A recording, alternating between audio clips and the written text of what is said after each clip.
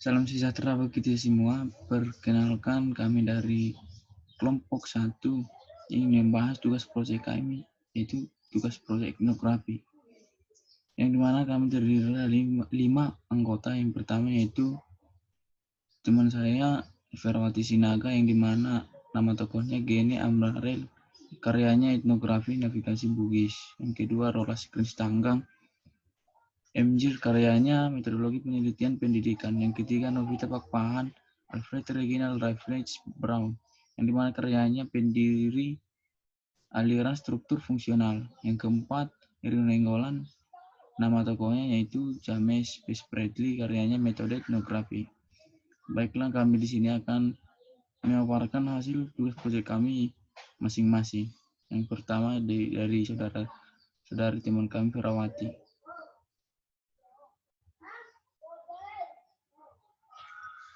Etnografi Navigasi Bugis oleh Gen Amarel.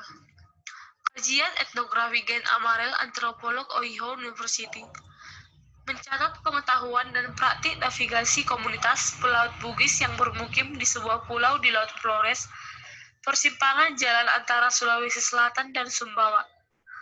Tanda-tanda alam yang digunakan para nahkoda, mulai letak dan pola bintang arah angin, makhluk-makhluk laut, landscape pesisir hingga gerak permukaan laut, dipaparkan Amarel secara rinci lewat penelitian lapangan yang panjang. Lukisan historis tentang teknologi perahu yang membawa perubahan sosial, ekonomi, dan politik masyarakat tempatan juga terurai dalam buku ini. Buku Navigasi Bugis berisikan etnografi tentang para nelayan Bugis yang tinggal di Pulau Balo-Baloang di tengah-tengah perairan Sulawesi dan Nusa Tenggara. Buku ini adalah rekaman perjalanan yang memaparkan kekayaan, tradisi, dan pengetahuan para nelayan Bugis.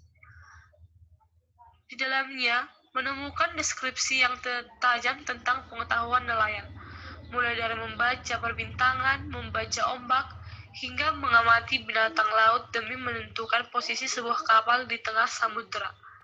Gen Amarel memaparkan bahwa sejak ratusan tahun silam, nelayan Bugis telah memiliki pengetahuan bagaimana menaklukkan ombak, serta membaca semua tanda-tanda alam.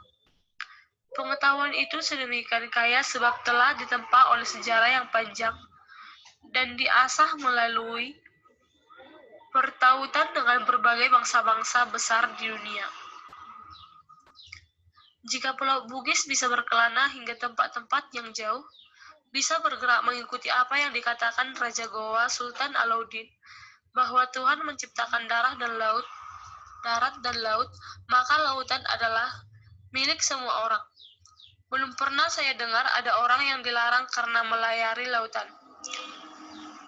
Maka berkenalah para pelaut Bugis dan Makassar sejauh kapalnya terbawa angin.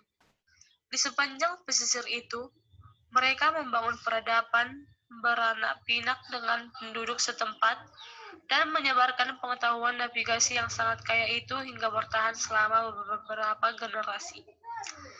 Sebagaimana lazimnya sebuah etnografi, Gen Amarel tidak menawarkan hal yang baru.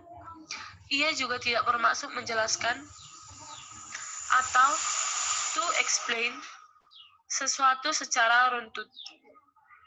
Ia hanya berupaya memahami atau to understand sebagaimana pengetahuan navigasi itu hadir di benak para nahkoda Bugis.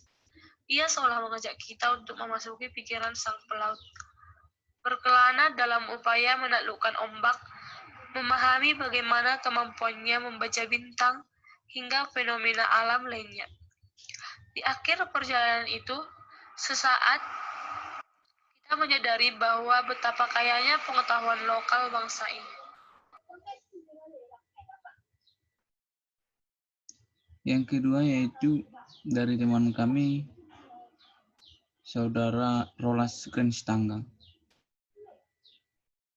Selanjutnya, ada tokoh Spradley dengan judul buku Analisis Data Kualitatif Model Spradley atau Etnografi.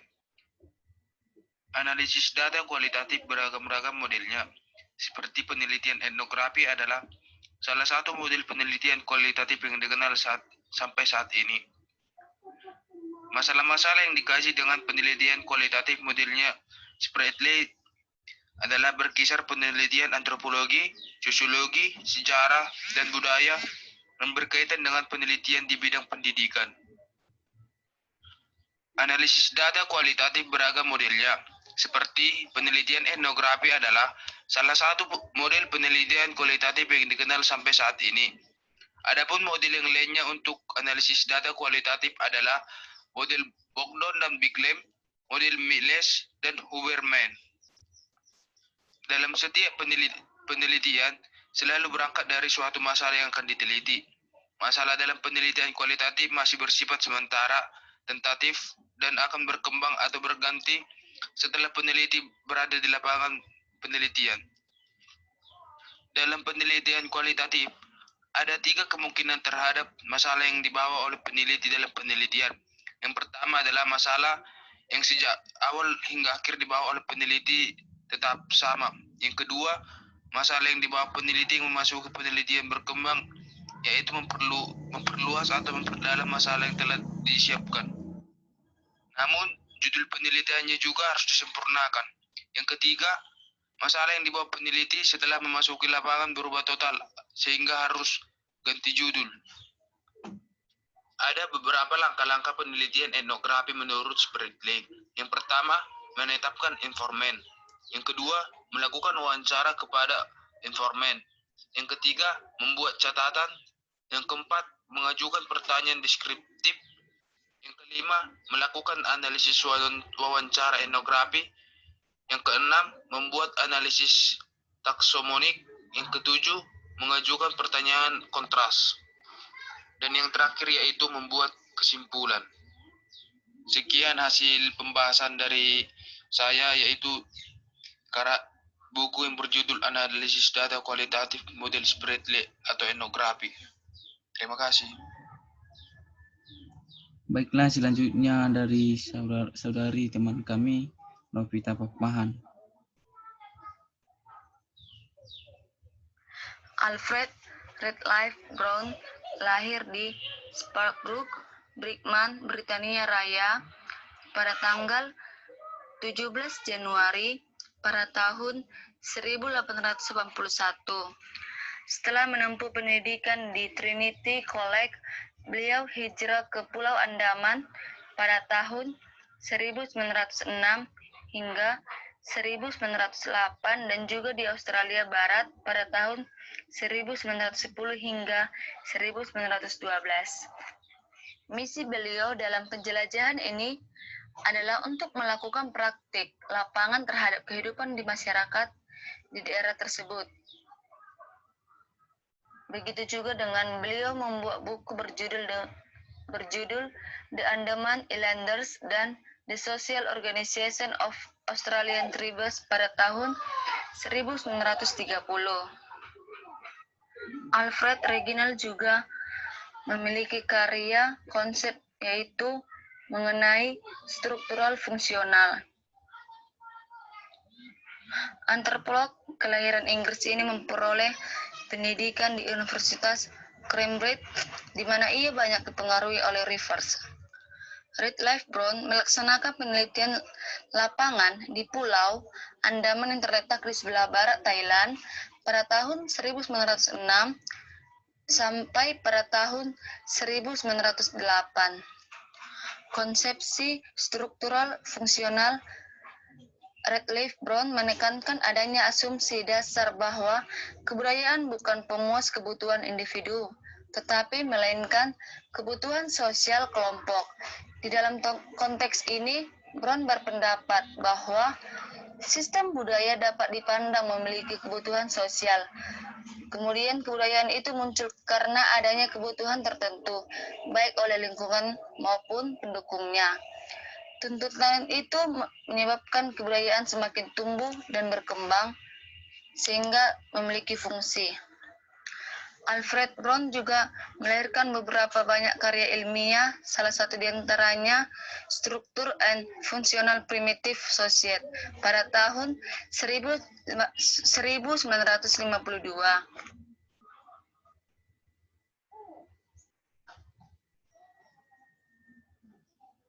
Baiklah, selanjutnya akan saya paparkan dari hasil diskusi, hasil materi saya sendiri. Baiklah, perkenalkan nama saya Rino Nainggolan dari Universitas Negeri Medan, Fakultas Ilmu Sosial Pendidikan Antropologi. Di sini saya akan membahas satu resensi buku yang dimana nama tokohnya itu James P. Bradley, yang karyanya itu metode etnografi, yang dimana Bradley atau ilmu untuk ilmu sudah ketinggalan zaman. Ilmu harus mempunyai kegunaan praktis dalam menyelesaikan masalah-masalah kemanusiaan. Begitu juga halnya dengan penelitian etnografi. Seorang peneliti yang berhasil adalah juga seorang problem solver. Metode etnografi yang diuraikan dalam buku ini adalah tipe metode yang bersumber pada etnosinse atau yang dikenal sebagai etnografi baru. Bila etnografi modern yang dipelopori oleh Russell Brown dan Maliski berusaha mengarahkan kajian etnografi pada upaya generalisasi, yakni penyusunan kaidah-kaidah umum tentang masyarakat atau yang disebut juga melalui komparasi antara organisasi internal masyarakat dan sistem sosial. Maka etnografi baru justru berusaha menemukan keunikan dari suatu masyarakat, yakni persepsi dan organisasi pikiran dari masyarakat atas fenomena material yang ada di sekelilingnya. Oleh karena itu, objek kajian antropologi tidak lagi berkenaan dengan fenomena material, melainkan dengan cara fenomena tersebut diorganisasikan di dalam pikiran manusia. Singkatnya yaitu, lantaran budaya berada di dalam pikiran manusia, dan bentuknya adalah organisasi pikiran tentang fenomena material. Maka tugas etnografi adalah menemukan dan menggambarkan organisasi pikiran tersebut dengan suatu acuan atau acuan perspektif yang demikian itu yang disebut dalam buku seperti melukiskan 4 tipe analisis etnografi, yakni analisis domain, analisis taksonomik, analisis komponen, dan analisis tema. Cara terbaik untuk belajar menulis adalah dengan menulis itu sendiri. Anjuran serupa juga disampaikan oleh James P. Bradley di dunia etnografi. Menurutnya, cara terbaik untuk belajar etnografi adalah dengan melakukan etnografi, dan agar proses tersebut bisa berjalan secara sistematis, terarah, dan efektif, seperti melengkapinya dengan suatu panduan metode yang khas, yang disebut developmental research query, yang didasarkan pada 5 prinsip, yaitu teknik tunggal, identitas maju, identifikasi tugas, maju bertahap, penelitian orisinal, dan problem solving. Kemudian dengan menggunakan pendekatan etnosistematik seperti mengajak para calon etnografer untuk menekuni 12 langkah. Yang 12 langkah panduan dalam teknik wawancara etnografis. Dalam tingkat kebutuhan yang paling praktis, buku ini mencukup tepat untuk digunakan sebagai buku panduan perihal.